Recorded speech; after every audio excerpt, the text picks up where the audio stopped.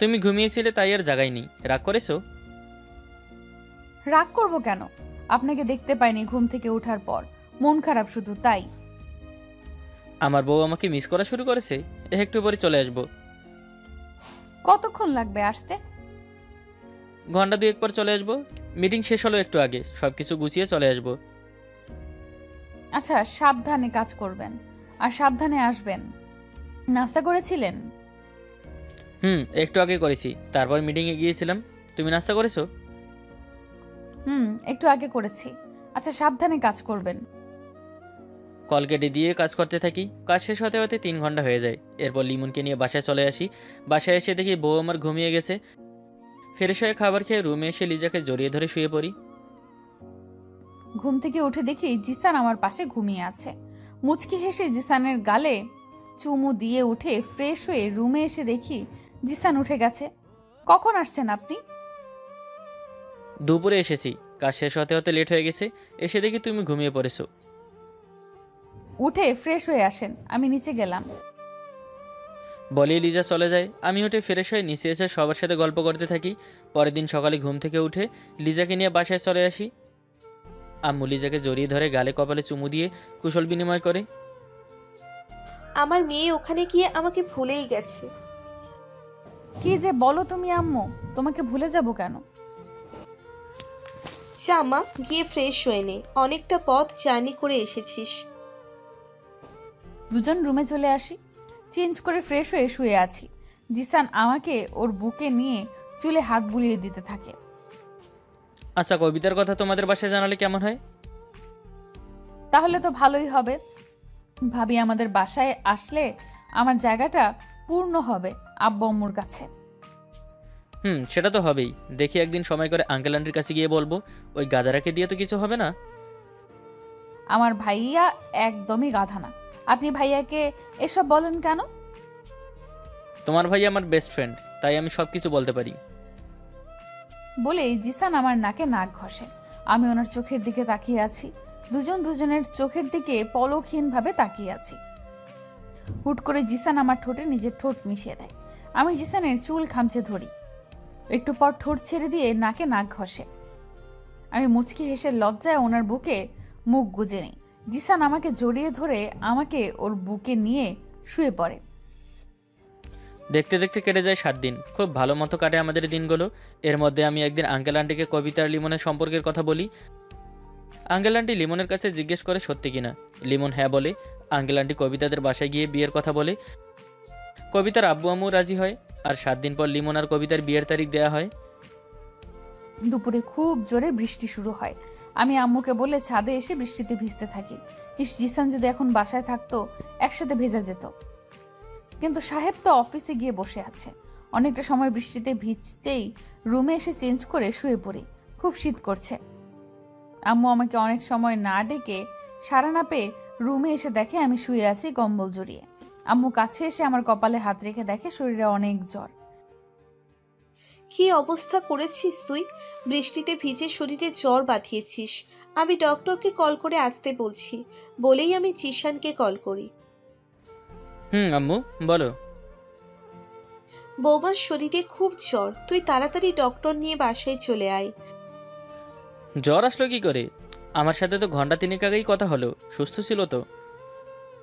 বৃষ্টিতে ভিজেছে দুপুরে। এখন কথা না বাড়িয়ে তাড়াতাড়ি ডক্টর নিয়ে বাসায় আয়। ভীষণ জ্বর বৌমার শরীরে। আমি কল কেটে ডক্টর আঙ্কেলকে কল করে বলি আমাদের বাসায় যেতে। বলে লিমনের ডেস্কে গিয়ে বলি অফিসে দেখতে। বলে বাসায় চলে আসি। এসে দেখি ডক্টর আঙ্কেল লিজাকে ইঞ্জেকশন দিচ্ছে। আমি ডক্টর আঙ্কেলকে জিজ্ঞেস করি এখন কি অবস্থা। ডক্টর আঙ্কেল বলে ভয়ের কিছু নেই, কিছু মেডিসিন লিখে দিয়েছে, এনে খাইয়ে দিতে। রাতে জ্বর বাড়তে পারে, সকালের মধ্যে ঠিক হয়ে যাবে। ডক্টর আঙ্কেলকে বিদায় দিয়ে ফার্মেসি গিয়ে মেডিসিন নিয়ে বাসায় চলে আসি।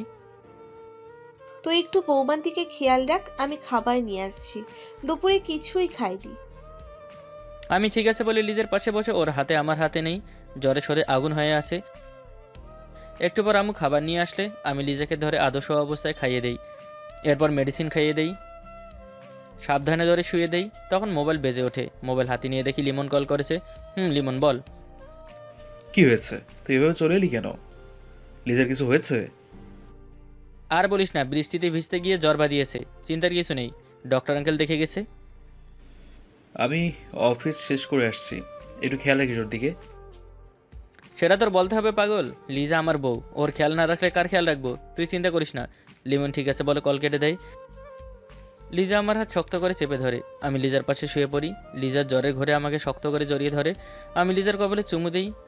ওকে আমার বুকে নিয়ে শুয়ে থাকতে থাকতে ঘুম পাড়িয়ে দেই। সন্ধ্যায় ঘুম ভাঙতে লিজার কপালে হাত রেখে দিকে জ্বর কিছুটা কমেছে। চোখ খুলে আমার দিকে তাকায়, কে বলেছে পাকনামো করে ভিজতে ভিজতে। এর আগেও কতবার ভিজেছি, তখন তো জ্বর আসেনি। বৃষ্টিতে না ভিজলে হতো না তোমার? আমি অসুস্থ আর আপনি আমাকে বকছেন? কোথায় আমাকে আদর করবেন তা না করে উল্টো বকছেন। আপনি পচা অনেক। আচ্ছা আর বকবো না। কেমন লাগছে এখন? একটু ভালো লাগছে। কখন আসছেন আপনি? দুপুরে চলে এসেছি, উঠে ফেরে সব চলো। উঠতে ভালো লাগছে না, আপনার বুকে শুয়ে থাকতে দিন। এই বুকটা তো সারা জীবনের জন্যই তোমার, এখন উঠে ফেরে সবে চলো। বাহ, কি রোমান্টিক একটা দৃশ্য। কবিতার কণ্ঠ শুনে দরজার দিকে তাকিয়ে দেখি লিমন আর কবিতা দাঁড়িয়ে আছে। আমি লিজাকে ধরে উঠে বসিয়ে দেই। দুজনে একসাথে কিভাবে? লিমনকে কল করেছিলাম, তখনও বলল লিজা নাকি অসুস্থ, তাই দেখতে এলাম। এখন কেমন লাগছে ননদিনী? একটু ভালো। আপনি কেমন আছেন ভাবি? আমিও ভালো আছি। পাকনামি করে কে বলেছে তোকে বৃষ্টিতে ভেজার জন্য? হ্যাঁ, বৃষ্টি দেখলে ভেজার জন্য দৌড়ায়। এখন অসুস্থ হয়ে পড়ে থাক।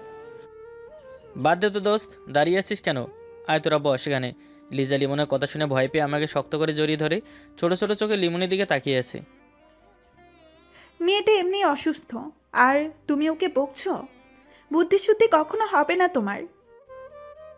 ইচ্ছে করে অসুস্থ হলে না করবে কে? তোমরা ভুল করতে পারবে আর আমরা বললে দোষ। এখন তোরা ঝগড়া শুরু করছিস? তোরা বস, আমি ওকে ফ্রেশ করিয়ে নিয়ে আসি। বলে জিসান আমাকে কোলে তুলে ওয়াশরুমে নিয়ে আসে। খুব যত্ন করে আমাকে ফ্রেশ করিয়ে দিয়ে, তোয়ালে দিয়ে মুখ মুছিয়ে দিয়ে আবার কোলে তুলে রুমে নিয়ে আসে। তখনই আম্মু হাতে করে ভাইয়া ভাবি আর জিসানের জন্য কফি নিয়ে আসে, আর একটা বাটিতে করে আমার জন্য স্যুপ। স্যুপটা বৌমাকে খাইয়ে দে। আর তোমরা কিন্তু রাতের খাবার খেয়ে তারপর যাবে। আমি বিআইবিয়ানকে কল করেছি, তারা আসছে। ঠিক আছে আন্টি, আমি তো এই বাসায় সবসময় আসা যাওয়ার মধ্যে থাকি, এটাও আমার আর একটা বাড়ি। আম্মুর কথা শুনে সবাই একসাথে হাসতে থাকি। লিমন মাথা চুলকাচ্ছে, আম্মু হাসতে হাসতে চলে যায়। আমি লিজাকে স্যুপ খাইয়ে দিতে থাকি। কফি তো ঠান্ডা হয়ে যাবে, আগে কফি খেয়ে নিন। সমস্যা নেই, তুমি আগে এটা খাও, স্যুপ গরম খেতে হয়। আমি আর কিচ্ছু না বলে চুপচাপ বসে থাকি। জিসান স্যুপ চামচে নিয়ে ফু দিয়ে আমাকে খাইয়ে দিতে থাকে। আমার একটু একটু লজ্জা করছে ভাইয়া আর ভাবির সামনে। ভাবি বিষয়টা বুঝতে পেরে ভাইয়াকে নিয়ে ব্যালকনিতে চলে যায়। স্যুপের সাথে সাথে আরো একটা জিনিস চাই। অন্য কিছু খেতে ইচ্ছে করছে? কি খাবে বলো, আমি নিয়ে আসছি। কিস খেতে ইচ্ছে করছে। প্রতি চামচের সাথে সাথে একটা করে কিস করতে হবে, নয়তো খাবো না। বাচ্চাদের মতো বায়না করছে দেখি আমার বউ। আচ্ছা ঠিক আছে, তাই হবে, তুমি যা বলেছো। আমি মুচকি হাসি। জিসান এক চামচ স্যুপ খাইয়ে দিচ্ছে আর কপালে গালে কিস করছে। স্যুপ খাওয়া শেষ হলে লিমন আমার জন্য নিচে গিয়ে এতগুলো ফল কেটে আনে। এতগুলো ফল আমি খেতে পারবো না। চুপচাপ খাও, কোনো কথা শুনবো না। এতগুলো ফল এখন খেলে আমার পেট ঠুস হয়ে ফুটে যাবে। আচ্ছা, যতটুকু খেতে পারো ততটুকু খাও। আমি আর কিছু বলে যে লাভ হবে না সেটা খুব বুঝতে পারছি, তাই আর কিছু না বলে চুপচাপ খেতে থাকি। জিসান কফি খেতে থাকে। কতটা লাকি আমি সেটা মনে মনে ভাবছি। একটু অসুস্থ কি হয়েছে, আমার বরটা পাগল হয়ে গেছে। উপরওয়ালা যা করে সত্যি ভালোর জন্যই করে। যে মানুষটাকে সব সময় শুধু রাগী ভেবেছি, সেই মানুষটা কত কেয়ারিং। এতটা ভালোবাসা আমার ভাগ্যে ছিল এটা কখনো ভাবিনি। খুব ভাগ্য করে এমন হাজবেন্ড পাওয়া যায়। এক পলকে তাকিয়ে আছি জিসানের দিকে। জিসান কফি খেতে ব্যস্ত। হঠাৎ ভাবি আর ভাইয়া ভেতরে আসে। ভাবি বলে, কি বলে জানতে হলে লাস্ট পার্টের জন্য অপেক্ষা করুন, আসছে খুব তাড়াতাড়ি। সেই পর্যন্ত সবাই ভালো থাকুন, সুস্থ থাকুন। আল্লাহ হাফেজ, tata, good night, bye bye, টাস টুস। কি ননদিনী, এইভাবে আর কত সময় তাকিয়ে থাকবে? এবার তো চোখ সরিয়ে নাও। ভাবির কথা শুনে আমি লজ্জা পেয়ে চোখ সরিয়ে নেই। ভাই আর ভাবি এসে আমাদের পাশে বসে।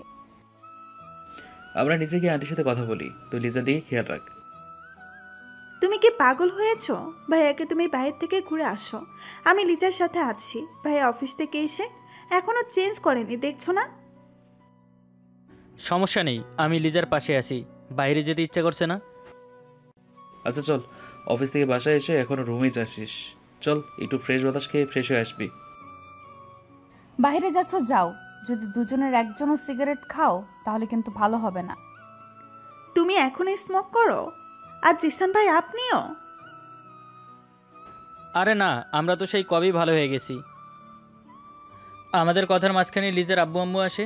আঙ্কেল আন্টির সাথে কুশল বিনিময় করে লিমনকে নিয়ে বাইরে চলে আসি। আব্বু আম্মু জিজ্ঞেস করে আমার শরীর এখন কেমন। আমি বলি একটু ভালো এখন। আব্বু আম্মুর সাথে বসে টুকটাক কথা বলছি। সিগারেট খাবি নাকি বউর ভয় বাদ দিবি? সিগারেট খেলে ধরা পড়ে যাব। আচ্ছা চল চা খাই তাহলে। লিমনকে নিয়ে পাড়ার মোড়ে চায়ের দোকানে এসে দুজনে বসে বসে চা খেতে থাকি। চা শেষ করে বিল দিয়ে দুজনে বাসায় চলে আসি। রাত 10টা এখন। আমি একটা প্লেটে লিজার জন্য খাবার নিয়ে রুমে চলে আসি। বউ আমার শুয়ে আছে। এই যে ওঠো, খাবার খেতে হবে। লিজা উঠতে গেলে আমি খাবার প্লেট রেখে লিজাকে ধরে বসিয়ে দেই। জিসান প্লেট নিয়ে এসে নিজ হাতে আমাকে খাইয়ে দিতে থাকে। কয়েক লোকমা খাওয়ার পর আর খেতে ভালো লাগছে না। চুপচাপ সবটুকু খেয়ে নাও, মেডিসিন নিতে হবে। আর পারবো না প্লিজ। আর একটু খাও বলে আর কয়েক লোকমা খাইয়ে দিয়ে মেডিসিন খাইয়ে দিয়ে লিজাকে শুয়ে দিয়ে গায়ে কাঁথা টেনে দিয়ে প্লেট নিয়ে চলে আসি নিচে। বৌমা খেয়েছে, মেডিসিন খাইয়ে দিয়েছিস তো? আম্মু খেয়েছে। আমাদের লিজা কত লাকি, অসুস্থ হয় বরের কত যত্ন পাচ্ছে। তুমিও পাবে মা, লিমন বাবা খুব ভালো। আয় জিশান, বসে এখন খেয়ে নে। সবার সাথে বসে খাবার খেয়ে নেই। এরপর লিমন, কবিতা আর আঙ্কেল আন্টি চলে গেলে রুমে চলে আসি। রুমে এসে দেখি লিজা ঘুমিয়ে গেছে। আমি দরজা বন্ধ করে লাইট অফ করে লিজার পাশে শুয়ে পড়ি। লিজাকে জড়িয়ে ধরে ঘুমিয়ে পড়ি। সকালে ঘুম থেকে উঠে দেখি জিসান আমাকে জড়িয়ে ধরে ঘুমিয়ে আছে। শরীরটা এখন অনেক ভালো লাগছে। মোবাইল হাতে নিয়ে দেখি 10টা বেজে গেছে। আমি জিসানকে ডাকতেই জিসান চোখ খুলে আমার দিকে তাকিয়ে বলে, গুড মর্নিং। শরীর কেমন লাগছে এখন? জ্বর নেই এখন। আপনি অফিসে যাবেন না? আমার বউ অসুস্থ আর আমি অফিসে যাব কিভাবে? উঠে ফ্রেশ হয়ে চলো, খাবার খেয়ে মেডিসিন নিতে হবে না? আমি তখন সুস্থ আছি, মেডিসিন খেতে হবে না। এখন নাও, তারপর আর নিতে হবে না। দুজন একসাথে উঠে ফ্রেশ হয়ে নিচে চলে আসি। নিচে আসতেই আম্মু আমার কাছে এসে কপালে হাত রেখে বলে, জ্বর কমেছে দেখা যাচ্ছে। কেমন লাগছে এখন মা? ভালো লাগছে আম্মু। এরপর সবাই একসাথে খাবার খেয়ে নেই। আমি লিজার মেডিসিন নিয়ে ওকে খাইয়ে দেই। কিছু সময় নিচে আব্বু আম্মুর সাথে গল্প করে রুমে এসে বসে থাকি। লিজা আমার বুকের সাথে পিঠ ঠেকিয়ে বসে আছে। আপনার খুব কষ্ট হয়েছে কাল, তাই না? কষ্ট কেন হবে? আমার বউ অসুস্থ, আমি তো আমার বউয়ের যত্ন নিবই। আমি অসুস্থ হলে তুমি কি এটুকু করতে না? আপনি খুব ভালো। আচ্ছা, আমরা ভাইয়ার বিয়ের জন্য কবে যাব আমাদের বাসায়? কাল অফিস থেকে এসে আমরা তোমাদের বাসায় যাব। পরের দিন বিকেলে আম্মু, আব্বু আর জিসানের সাথে চলে আসি আমাদের বাসায়। আম্মু আব্বু সাথে কুশল বিনিময় করে জিসানকে নিয়ে চলে আসি আমার রুমে। ভাইয়া এসে বলে, জিসান তুই কি ফ্রি আছিস? কেন, কোথাও যাবি নাকি? কাল মেয়েরা সবাই একসাথে শপিং করতে যাবে। বিশেষ করে দোস্ত, ওদের সাথে সকালে গেলে সে রাতে আসতে হবে। তারপরও আমার জন্য শপিং করা হবে না। কাল তুই যাবি এদের সাথে? আমি কিন্তু নেই এর মধ্যে। তাই তো বলছি, চল আজকে গিয়ে তুই আর আমি গিয়ে আমার জন্য শপিংটা শেষ করে দিই। আপনারা দুজন মেলে মেয়েদের নামে বদনাম করছেন কেন? বদনাম কই করলাম? যেটা সত্যি সেটাই তো বললাম। তোমাদের সাথে শপিং করতে গেলে ঘুরতে ঘুরতে যান শেষ। আর দোস্ত, তুই তো লিজার বিয়ের শপিংয়ের সময় যাসনি, গেলে দেখতে পেতি দোকানদার বেচারা কান্না করে দিয়েছে। বলে, আচ্ছা ভাইয়া নীল একটা শাড়ি দেখান তো। দোকানদার নীল শাড়ি দেওয়ার পর বলে, এর মধ্যে একটু আকাশি নীল বের করেন। দোকানদার তাও বের করেছে। এরপর বলে, ভাইয়া এর মধ্যে এখন হালকা নীল আকাশি বের করেন। দোকানদার সেটাও বের করছে। এরপর বলে, না এত হালকা না, আর একটু গাঢ় লাগবে। বেচারা দোকানদার শুধু চোখের পানি ছাড়া বাকি ছিল। তো ভালো জিনিস কিনতে গেলে অনেকগুলো দেখে কিনতে হয়। তাই বলে এইরকম? বিশ্বাস কর দোস্ত, ওই দোকানদারের জায়গায় আমি থাকলে তো দোকান বন্ধ করে ব্যবসার নানিরা খালি ঘর করে বাসায় এসে ঘুমিয়ে যেতাম।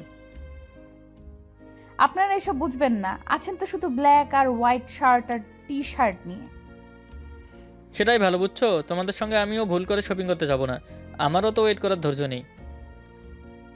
আমি কি আপনাকে বলেছি নাকি আমার সাথে যেতে?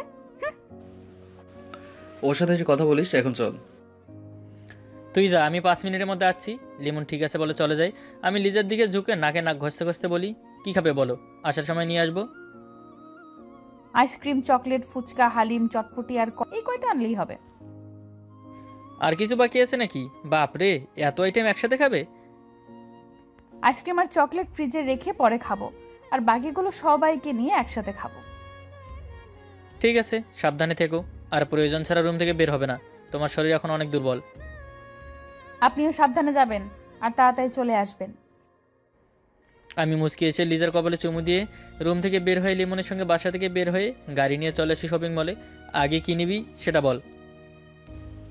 আগে একটা শেরওয়ানি বিয়ের দিন পরবো, তারপর গায়ে হলুদের জন্য একটা পাঞ্জাবি, আর কিসের সাদা লুঙ্গি লাগবে লিখে দিল।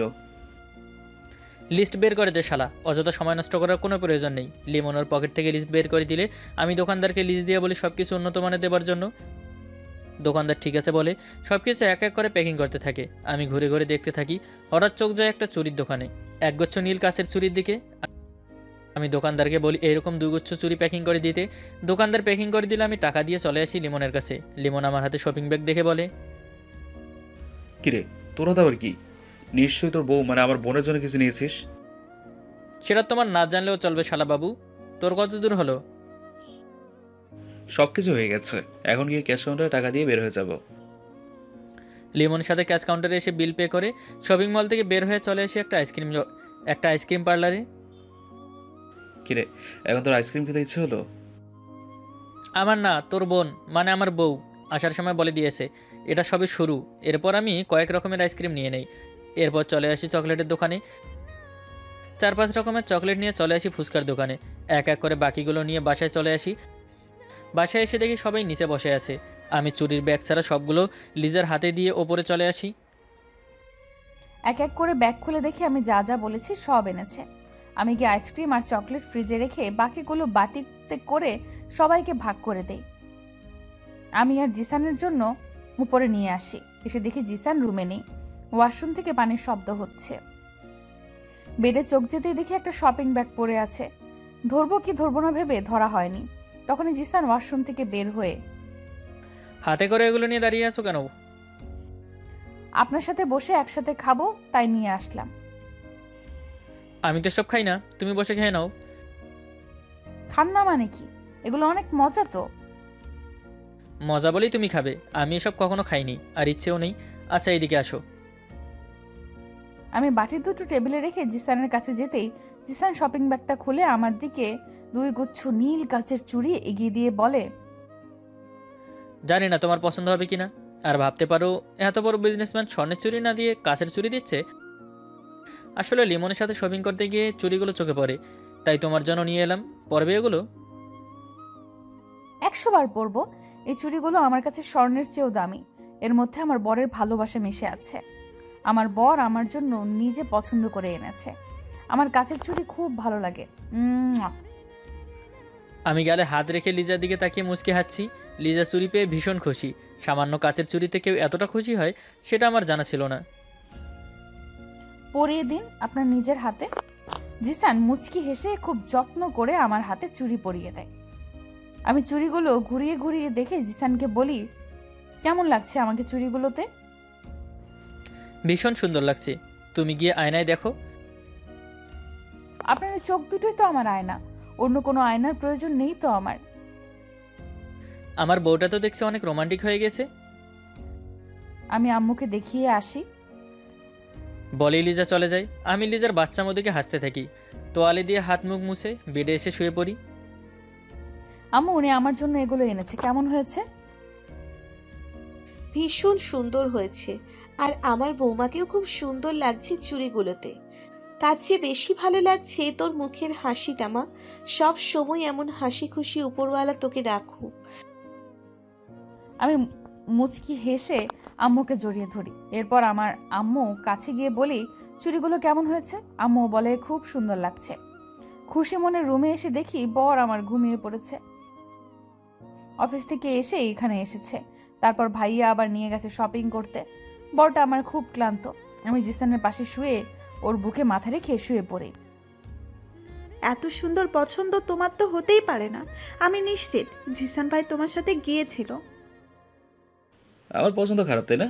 তোকে কিন্তু আমি পছন্দ করেছিলাম, সেটা মাথায় রেখো। আর নিজের প্রশংসা নিজের করতে হবে না। কালকে তুমি কিন্তু আসবে, আর আমার জন্য বেনারসি তুমি পছন্দ করবে। আমাকে কি আসতে হবে? না আসলে হয় না? না আসলে বাসরাতে আমার কাছে আসতে দিব না, মনে রেখো। এটা কিন্তু ঠিক হচ্ছে না। ব্ল্যাকমেল করছো আমাকে। তুমি যা ভাবো তাই বাবু। কাল আসবে মানে আসবে। আমি আর কোনো কথা শুনতে চাই না বলি আমি কল কেটে বসে বসে হাসতে থাকি। না এসে কোথায় যাবে এবার চান্দু? কাল আমার জন্য আমার বর বেনারসি পছন্দ করবে। এটা আমার অনেক দিনের ইচ্ছা। আমার লিমনকে ঘিরে অনেক স্বপ্ন, তার মধ্যে একটা স্বপ্ন কাল পূর্ণ হবে। খুব খুশি লাগছে আজ। পরের দিন সকালে ঘুম থেকে উঠে ফ্রেশ হয়ে সবাই একসাথে নাস্তা করে নেই। সবাই শপিংয়ের জন্য রেডি হয়ে নেয়। আমি যাব না ঠিক করি, কিন্তু লিজার রিকোয়েস্ট না রেখে উপায় নেই, বাধ্য হয়ে আসতেই হয়। আমি আর লিমন বোকার মতো বসে আছি, আর ওনারা একটার পর একটা শাড়ি গহনা চেঞ্জ করতে ব্যস্ত। লিমন কবিতার বেনারসি পছন্দ করার একটা সমস্যার সমাধান হয়েছে। সকাল শেষ হয়ে দুপুর হয়ে গেছে, তাদের শপিং করা এখনও বাকি। দোস্ত, আমার ভীষণ রকমের ক্ষুধা পেয়েছে, বিশ্বাস কর। আর 1 মিনিট খাবার ছাড়া থাকলে বমি করে ফেলবো। কেন বই রিকোয়েস্টে আসতে গেলাম? চল চুপি চুপি গিয়ে দুজনে কিছু খেয়ে আসি। বলে দুজনে শপিং মল থেকে বের হয়ে চুপি চুপি হালকা কিছু খাবার খেয়ে শপিং মলে চলে আসি। শপিং শেষ হতে হতে 4টা বেজে যায়। ফাইনালি এদের শপিং শেষ হলো। আজকের কথা মনে থাকলে আর কখনো মেয়ে মানুষের সাথে কখনো শপিং করতে আসবো না। হঠাৎ লিজ আমার হাত ধরে একপাশে নিয়ে আসে। কি হলো, শপিং কি আরও বাকি আছে নাকি? না, শেষ। দেখো তো পাঞ্জাবিটা কেমন হয়েছে। এটা আমার জন্য তুমি নিয়েছো? আব্বুদের জন্য যখন পাঞ্জাবি নিচ্ছিল তখন এটা আমার পছন্দ হয়। তোমার পছন্দ হয়েছে তো? সেটা পরে বলছি। তুমি আমাকে তুমি করে বলছো? আমি কি সত্যি শুনছি? আমার বর, তাই আমি তুমি আপনি তুই যা ইচ্ছে হয় তাই ডাকবো। আচ্ছা তাই দেখো, পাঞ্জাবিটা খুব সুন্দর হয়েছে। খুব ক্ষুধা পেয়েছে, প্লিজ এখন চলো। জিসানের হাত ধরে শপিং মল থেকে বের হয়ে চলে আসি সবার সাথে একটা রেস্টুরেন্টে। এরপর খাবার খেয়ে বাসায় চলে আসি। দেখতে দেখতে চলে আসে ভাইয়ার গায়ে হলুদের অনুষ্ঠান। গায়ে হলুদের অনুষ্ঠান শেষ হলে সবাই নাচে গানে মেতে ওঠে। হঠাৎ জিসান স্টেজে উঠে হাতে মাইক্রোফোন নিয়ে কথা বলতে শুরু করে। হ্যালো এভরিওয়ান, সবার মতো আমি নাচতে পারি না। যদি পারতাম তাহলে নাচতাম। তবে আজ আমি কিছু কথা বলবো। কথাগুলো আমার প্রিয় মানুষটার জন্য। সত্যি বলতে এসব প্রেম ভালোবাসা নিয়ে, বিয়ে নিয়ে কখনোই ভাবিনি। আমাকে কেউ নিজের থেকে বেশি ভালোবাসবে সেটা কল্পনাও করিনি। তবে হ্যাঁ, একজন মানুষ আমার জীবনে এসেছে। হুট করে বিয়ে হয়ে গেছে আমাদের। দুজনই এমন একটা অবস্থায় পড়ে গিয়েছিলাম, কি বলবো কি করব বুঝতে পারিনি। তবে বলে না ওপরওয়ালা নাকি আগে থেকে সবার জুটি বানিয়ে রেখেছে। আর তাই সেই মানুষটা আমার জীবনে এসেছে, আমাকে পুরোপুরি বদলে দিয়েছে। আমার প্রাণহীন জীবন তার ভালোবাসার আলোয় নতুন গল্প লিখেছে। আমাকে ভালোবাসতে শিখিয়েছে। সে আমার ভালোবাসা, আমার জীবনসঙ্গী, আমার ওয়াইফ লিজা। জিসানের কথা শুনে খুশিতে চোখের কোণের থেকে পানি পড়তে থাকে। সবাই হাততালিতে মেতে ওঠে। আমি গিয়ে জিসানকে জড়িয়ে ধরি। জিসান আমাকে জড়িয়ে ধরে কানে কানে ফিসফিস করে বলে, আই লাভ ইউ বউ, ভীষণ ভালোবাসি তোমাকে। আই লাভ ইউ টু বর, আমি তোমাকে ভীষণ ভালোবাসি। গায়ে হলুদ, বিয়ে, বাকি সকল কিছু শেষ করে বাসায় চলে আসি। রাত 9টা এখন। হলরুমে বসে সবাই টিভি দেখছি। আম্মু বলে, জিশান, আমি বলছিলাম কি বৌমাকে নিয়ে কিছুদিন ঘুরে আয়। সারাক্ষণ শুধু কাজ নিয়ে থাকলে হবে? যাবো আম্মু। এই মাসটা শেষ হলে আমি, লিজা, কবিতা আর লিমন একসাথে মিলে কক্সবাজারে যাব। 4 জন একসাথে গেলে তো আর বেশি ভালো হবে। বৌমাকে নিয়ে খেতে আয়। তুই না বললি কালকে তাড়াতাড়ি অফিসে যেতে হবে? তা তো হবেই। কিছুদিন অফিসে যাওয়া হয়নি, হয়তো অনেক কাজ জমে আছে। রাতের খাবার খেয়ে রুমে এসে শুয়ে পড়ি। জিসান রুমে এসে দরজা বন্ধ করে লাইট অফ করে শুয়ে পড়ে। কাল থেকে আবার অফিস নিয়ে ব্যস্ত হয়ে যেতে হবে। থাকলে তো করতেই হবে, কিন্তু কাজের জন্য আবার আমাকে ভুলে যেও না। আমার বউকে কিভাবে ভুলে যাব? কাজের সময় কাজ, আর বউয়ের জন্য যে সময় সেটা বউয়ের জন্য। বলেই জিসান আমাকে জড়িয়ে ধরে কপালে চুমু দেয়। আমি চোখ বন্ধ করে নেই। এরপর জিসান আমার 2 চোখের পাতায় কিস করে। আমি কেঁপে উঠে জিসানের টি শার্টে মিশিয়ে দিই। টি শার্ট খামচে ধরি। জিসানের পর আমার ঠোঁটে ঠোঁট মিশিয়ে দেয়। 5 মিনিট পর ঠোঁট থেকে গলায় কিস করতে থাকে। আমি নিজেকে আর ধরে রাখতে না পেরে জিসানের চুল খামচে ধরি। জিসান ধীরে ধীরে আমাকে নিয়ে হারিয়ে যায় অন্য এক জগতে। বিয়ের পর এত মানুষ এসে দেখে কেন বুঝি না। জিসান বেচারা তো পাগল হয়ে গিয়েছিল এই জন্য, আমাদের বাসায় ওদের বাসায়।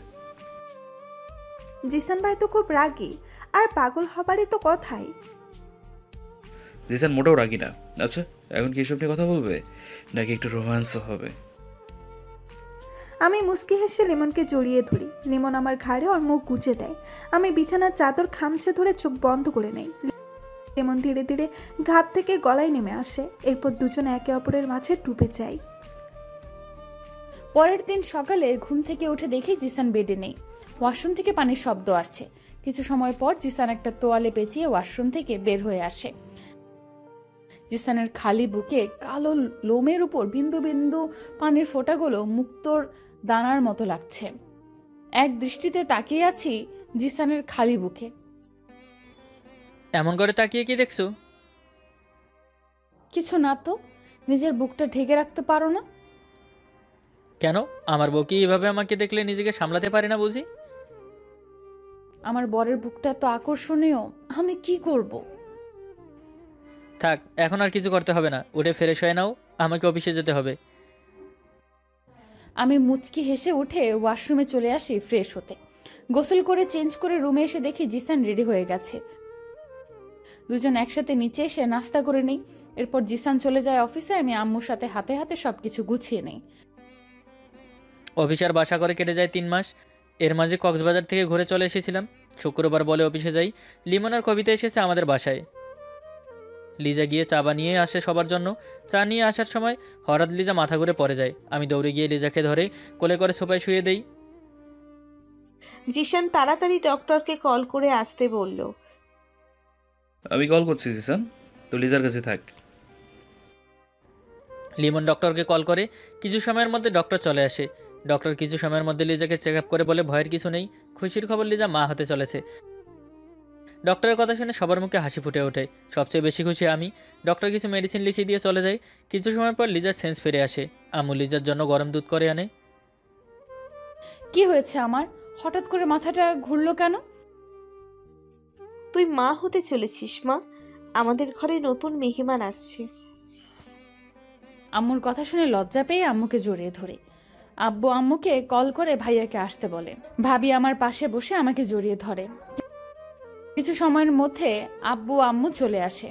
সবাই খুব খুশি। জিসান এসে আমার পাশে বসে আমার কপালে চুমু দিয়ে বুকে জড়িয়ে ধরে। আব্বু আম্মু আসার সময় মিষ্টি নিয়ে আসে। সবাই মিষ্টি খেতে ব্যস্ত। আপনারা মিষ্টি খেতে চান নাকি?